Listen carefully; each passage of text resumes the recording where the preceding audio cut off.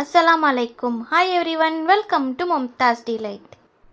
இன்றைக்கி நான் என்ன செய்ய போகிறேன்னா, துபாய் ஃபேமஸ்ஸு குனோஃபா சாக்லேட் தான் பண்ண போகிறேன் இந்த நியூ இயர் ஸ்பெஷலாக. வாங்க எப்படி செய்கிறதுன்ட்டு பார்க்கலாம். இந்த குனோஃபா சாக்லேட் செய்கிறதுக்கு ரெண்டு மெயின் இன்க்ரீடியன்ட்ஸ் தேவைப்படும்.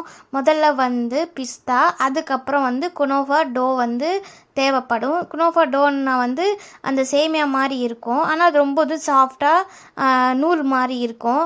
ஆனால் நமக்கு அவ்வளோ சீக்கிரமாக இங்கே கிடச்சிடாது. அந்த டோக்கு பதிலாக நம்ம வேறு என்ன வச்சு செய்யலாம் அப்படின்றது நான் இந்த வீடியோவில் சொல்கிறேன். இந்த சாக்லேட் செய்கிறதுக்காக நான் டார்க் சாக்லேட்டு 1 கப் எடுத்திருக்கேன். இது நல்லா டபுள் பாயிலர் மெத்தடில் மெல்ட் பண்ணிக்கலாம். நான் இங்கே பிஸ்தாக்கு பதிலாக முந்திரி யூஸ் பண்ணுறேன். உங்கள்கிட்ட பிஸ்தா இருந்துச்சுன்னா நீங்கள் அதை கூட யூஸ் பண்ணலாம். இந்த மாதிரி நல்லா ட்ரை ரோஸ்ட் பண்ணிவிட்டு அதுக்கப்புறம் இது மிக்ஸி ஆற விட்டுடலாம். ஃபஸ்ட்டு 1 டீஸ்பூன் பட்டர் போட்டுக்கலாம் பேன் ஹீட் ஆன உடனே. அதுக்கப்புறம் நான் சேமியா போட்டுக்கலாம். இந்த சேமியா ரொம்ப சாஃப்டாக இருக்கும். பால் சேமியா அப்படின்ட்டு கடைகளில் கிடைக்கும். மோஸ்ட்லி இந்த ரம்ஜான் டைமில் பார்த்திங்கன்னா நிறையவே இது சேல் ஆகும். அப்படி இல்லைன்னா நான் A2Bல வாங்கியிருந்தேன் இந்த சேமியா, அங்கேயும் கிடைக்கும். இது பார்த்திங்கன்னா கிட்டத்தட்ட இந்த குனோஃபா டோ மாதிரி தான் இருக்கும். அதே மாதிரி சாஃப்டாக இருக்கும். அப்படி இல்லைன்னா உங்களுக்கு ரொம்ப மெலிசா சேமியா உங்கள் கடைகளில் என்ன கிடைக்குமோ நீங்கள் அது கூட வாங்கிக்கலாம். இது பார்த்தாவே தெரியும், இது நல்லா அந்த குனோஃபா டோ மாதிரியே இருக்கும். ரொம்ப சாஃப்டாகவே இருக்கும் இந்த சேமியா. இது நான் இப்போது நல்லா பட்டர்லேயே ஹாஃப் ஷிம்மில் வச்சு நல்லா ரோஸ்ட் பண்ணி எடுத்துக்கலாம். இது ரொம்ப சீக்கிரமே ரோஸ்ட் ஆகிடும். நல்லா கோல்டன் ப்ரௌனு இப்போ ஆகிடுச்சு. நம்ம ஆஃப் பண்ணிடலாம். இது ஒரு 2 மினிட்ஸ் தான், அதுக்குள்ளே நல்லா ரோஸ்ட் ஆகிடும். இப்போ முந்திரி ஆறிட்டுருக்கோம். அதை நம்ம ஒரு மிக்ஸி ஜாரில் போட்டுக்கலாம். மிக்ஸி ஜாரில் போட்டுட்டு ரொம்ப ஃபைன் பவுடராக இதை அரைக்க வேண்டாம். சும்மா லைட்டாக அந்த ரவை மாதிரி பதத்துக்கு வர்ற மாதிரி இதை நம்ம அரைச்சி வச்சுக்கலாம். இப்போது முந்திரி அரைச்சதுக்கப்புறம் நான் 3 டேபிள் ஸ்பூன் மில்க் மேடு போட போகிறேன். மில்க் மேடு இல்லைன்னா நீங்கள் முந்திரி அரைக்கும் போதே சர்க்கரையுமே 4 டேபிள் ஸ்பூன் போட்டு அரைச்சி வச்சுக்கோங்க. மில்க் மேட் போட்டு மிக்ஸ் பண்ணதுக்கப்புறம் ஆஃப் கப்பில் காய்ச்சி ஆற வச்ச பால் போட்டு ஒரு டைம் பல்ஸ் பண்ணி எடுத்துக்கலாம். மிக்சியில் பல்ஸ் பண்ணிட்டு வந்தீங்களா இந்த மாதிரி லிக்விடாக இருக்கும். இப்போ எல்லாம் ரெடி ஆகிடுச்சு. நான் இப்போ மோல்டு எடுத்து வச்சுருக்கேன். இந்த மோல்டில் தான் நான் பண்ண போகிறேன். அதுக்கப்புறம் நான் எடுத்து வச்சுருக்கிற சாக்லேட்டுமே நல்லா மெல்ட் பண்ணி எடுத்துட்டேன்.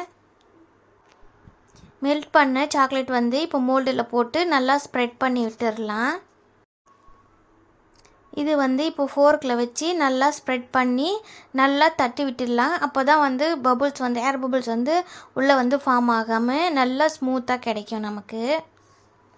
நான் இதுக்கப்புறம் ஒரு 3 மினிட்ஸ் ஃப்ரீசரில் வச்சிங்கன்னா நல்லா சாக்லேட் செட் ஆகிடும் கீழே. இப்போது நம்ம முந்திரி பேஸ்ட்டு அரைச்சி வச்சோங்களா, அது ஒரு கப்பில் ட்ரான்ஸ்ஃபர் பண்ணிக்கிறேன். அதுக்கப்புறம் நம்ம ஃப்ரை பண்ணி வச்சுருக்கிற சேமியா எடுத்து இந்த முந்திரி பேஸ்ட்டில் போட்டு மிக்ஸ் பண்ணி விட்டுடலாம். இந்த சேமியா போட்டு மிக்ஸ் பண்ணும்போது முந்திரி பேஸ்ட் ரொம்ப திக்காக இருந்துச்சுன்னா கொஞ்சம் பால் போட்டுக்குங்க. பால் போட்டு மிக்ஸ் பண்ணி வச்சுக்கோங்க. பிஸ்தாச்சு குனோஃபா நீங்கள் செய்கிறீங்கன்னா இதே மெத்தடு தான். நம்ம முந்திரி பதிலாக பிஸ்தா போட்டு நம்ம அரைக்க வேண்டியதான். அவ்வளோதான். இப்போ எல்லாமே ரெடி ஆகிடுச்சு. இப்போ நம்ம ஃபஸ்ட்டு மோல்டில் போட்ட சாக்லேட்டுமே ரெடி ஆகிட்டுருக்கோம். அதில் நம்ம இது மிக்ஸ் பண்ணி வச்சுருக்கிற சேமியா அதுக்குள்ளே போடலாம். நான் இப்போ மிக்ஸ் பண்ணி வச்சுருக்கிற இந்த சேமியா 1 ஸ்பூன் எடுத்து இந்த மோல்டுக்குள்ளே வச்சு நான் ப்ரெஸ் பண்ணி விட போகிறேன். நம்ம சைடில் ஓரங்களெல்லாம் நிறைய வைக்க வேண்டாம். அந்த சைடெல்லாம் சாக்லேட் மறுபடியும் நம்ம போடுவோம். அந்த சைடெல்லாம் சாக்லேட் தான் இருக்கும். சென்டரில் மட்டும்தான் இந்த சேமியா மிக்ஸ் வச்சுருப்பாங்க. இது ஒரே 1 ஸ்பூன் தான், ஏன்னா இதுவே சின்ன மோல்டு தான். பெருசாக வேணும்னா நீங்கள் பெரிய மோல்டு கூட நீங்கள் அதை யூஸ் பண்ணிக்கலாம். உங்கள்கிட்ட மோல்டே இல்லைன்னா கூட பரவாயில்ல. இந்த க்ரீம் பிஸ்கெட்டு அதெல்லாம் சாப்பிடும்போது கீழே ஒரு வச்சுருப்பாங்க சின்னதாக ஒயிட் கலரில், அதில் கூட நீங்கள் இந்த மாதிரி ட்ரை பண்ணலாம். இதுக்கு மேலே பார்த்தீங்கன்னா இப்போ மெல்ட் பண்ணி வச்சுருக்கிற சாக்லேட் போட்டு ஸ்ப்ரெட் பண்ண வேண்டியதான்.